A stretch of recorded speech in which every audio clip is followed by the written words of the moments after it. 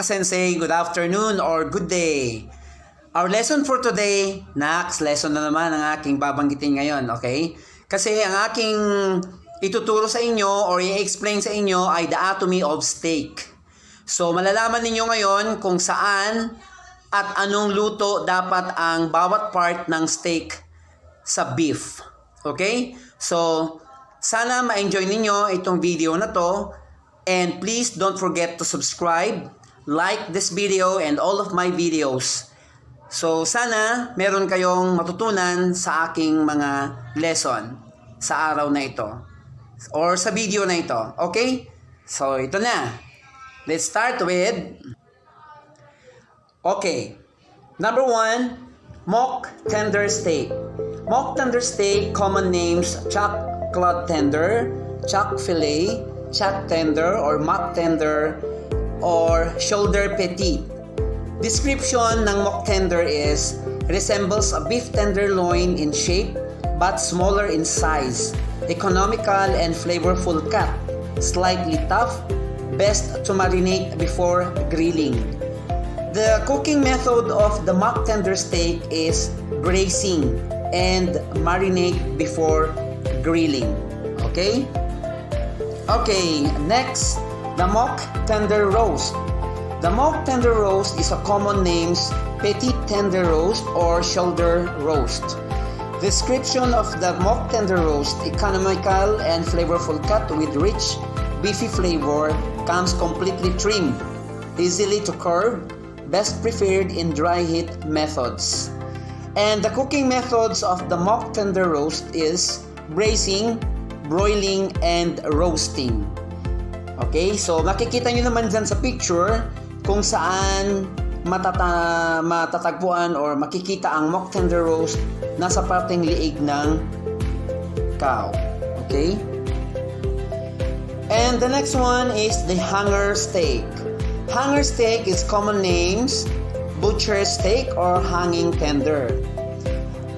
Hanger steak is not commonly found in the meat department. It is a tender when properly prepared and has a beefy flavor. Makikita to sa bandang gilid ng tiyan ng cow. Cooking methods are broiling, grilling, and sautéing. Alright. So next we have the flat iron. Common names are book steak, butler steak, lifter steak, petite steak, top blade steak. Flat iron is a well-marbled, tender and juicy, second in tenderness only to tenderloin and about half the cost. Boneless steak has excellent beef flavor. So also found the part of flat iron sa may part ng neck ng cow. The cooking methods are broiling, grilling, and sautéing. Alright, ground beef.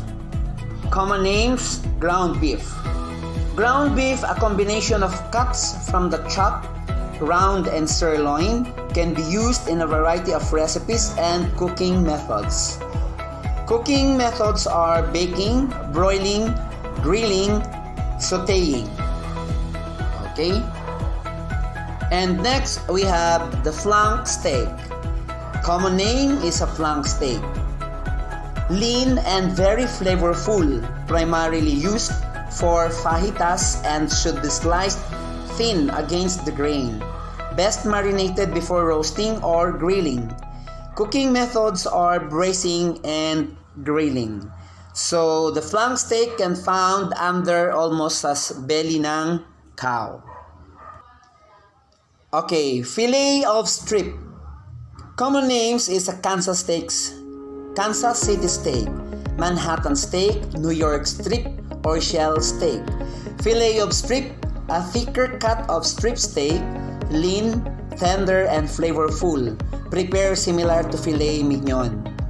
Found also on the side of almost top of the belly side of the cow. Cooking methods are broiling, grilling, and sautéing. So next is the fillet of sirloin. Common names are fillet of sirloin or sirloin. A thick cut, center cut top sirloin steak, well flavored and moderately tender, economical, versatile, tender, and juicy. Cooking methods are broiling, grilling, and sautéing. Next is the fillet of rib. Common names: fillet of rib. Boneless rib steak with rich, beefy flavor, generally a thick cut. Cooking methods are broiling, grilling, and sautéing. Next is the filet mignon or mignon. Common names is tenderloin steak, the most tender beef cut, lean yet succulent, elegant, and convenient. Butterfly texture, subtle flavor, and compact shape. Cooking methods are broiling, grilling, and again sautéing. Next we have fajita beef.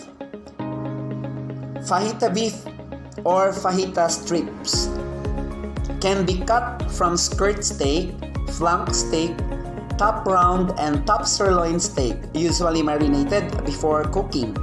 The cooking methods are grilling and sautéing.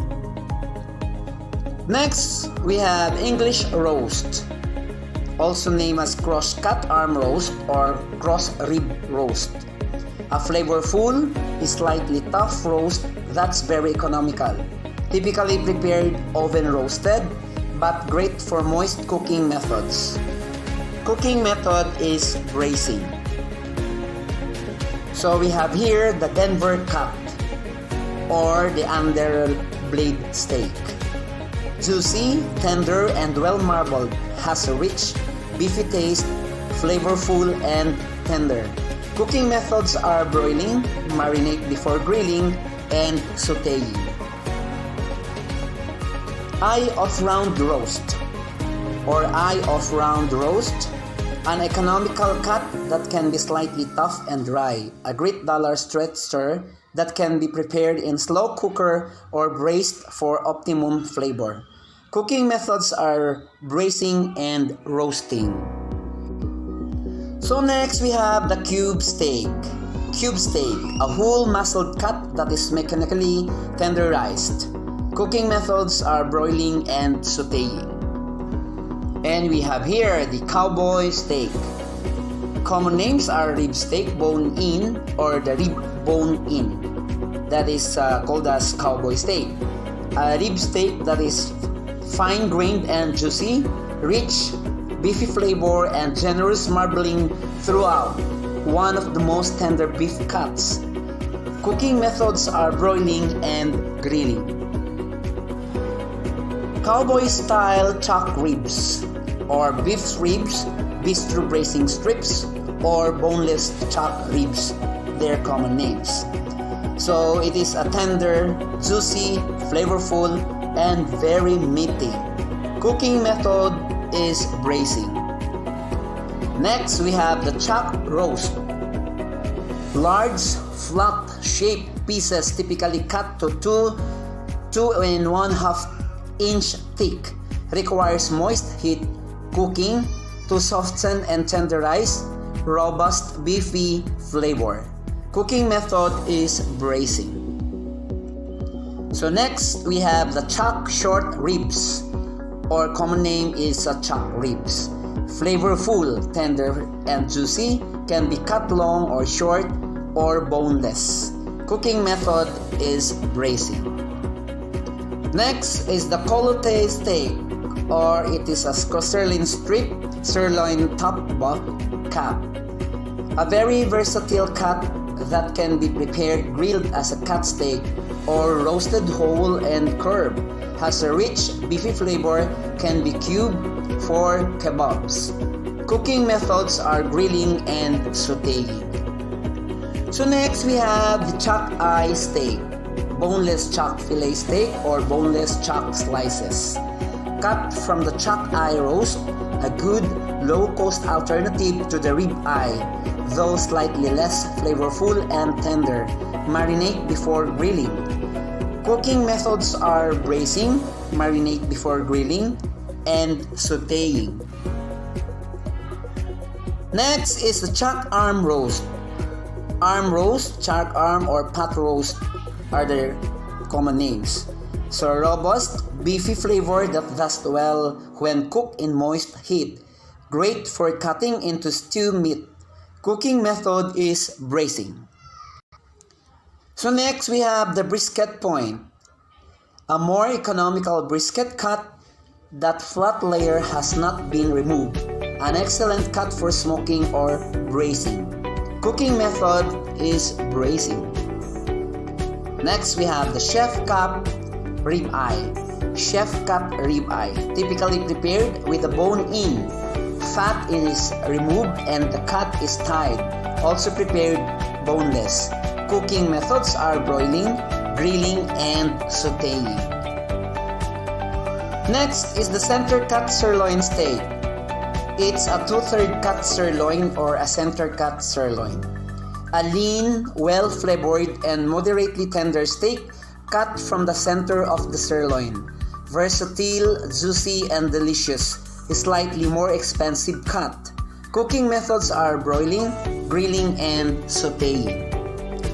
Alright, next is butterfly top round steak or top round steak. A less tender cut that should be marinated for best results. Can be used in soups or stews. Cooking methods: marinate before grilling. Next, brisket. Rich, beefy flavor, typically sold boneless, available both fresh and corned. A less tender cut, it becomes tender and delicious with long, slow cooking. Cooking method is braising. Next is the brisket flap. Brisket trimmed of fat, great for smoking and also offered as a fresh cut or for corned beef. An excellent candidate for smoking. Cooking method is braising. So we have here the bottom round steak or bottom round steak Swiss steak. Similar to the top round but more economical because this cut is less tender. A great cut for slow cookers and braising. Cooking methods are braising, marinate before grilling. And next is the bottom round London broil or the bottom round roast or London broil. Similar to the top round but often more tender. An economical cut, thickness varies. Cooking methods: marinate before grilling. So next, ito. Alam ko kung sa inyo to, the beef kebab, commonly cut from the sirloin but can come from any tender cut. Cooking methods are broiling, grilling, and marinate before grilling. Next, we have the beef for stew, typically cut from the round. May come from any cut except the shank or top round. Cooking methods: braising. Next, we have bowl-tip steak, a very economical steak that is great for grilling. This is a regional cut that is very popular in Michigan. Marinate before grilling. Cooking methods: braising, marinate before grilling. So next we have the bowl-tip roast or the bowl-tip steaks, a very economical roast with an average size of 3 pounds. Comes from the bottom sirloin, versatile cut with great flavor. Cooking methods are braising and roasting. This bowl-tip roast also used commonly in Japan restaurants. Next, we have the back ribs or the beef ribs. Come from the 6 to 12 ribs and are sold in 3 or 4 to 7 rib slabs. Braise before grilling. Cooking methods are braising and grilling. So back ribs are commonly used, especially in Australian restaurants. They are commonly served in Australian restaurants as well as in America. Okay, so sa foreign countries except here in the Philippines, makikita natin ang pagluluto ng iba't ibang beef. We have the rare or the cool red center. After the rare is the medium rare, the warm and red center. Next is the medium, warm pink center, touch of red. The next is the medium well, warm brown but pink center. And then the last one, which is ito yung gusto ko, yung well done. A hot brown center with no pink. So, yan yung mga kinds of cooking ng beef. Yung pagluluto niya, yung hindi siya overcook. Okay, so yan yung term nila. Rare, medium, medium well, and well done. Okay, so for the last part, meron akong trivia para sa inyo about sa beef. Did you know that steak came from the word stick, which means meat on stick? Okay, so that is our trivia about the beef. Alright, I hope you enjoyed this video and more videos to come. Please don't forget to subscribe and like all my videos. Thank you so much everyone. Sayonara!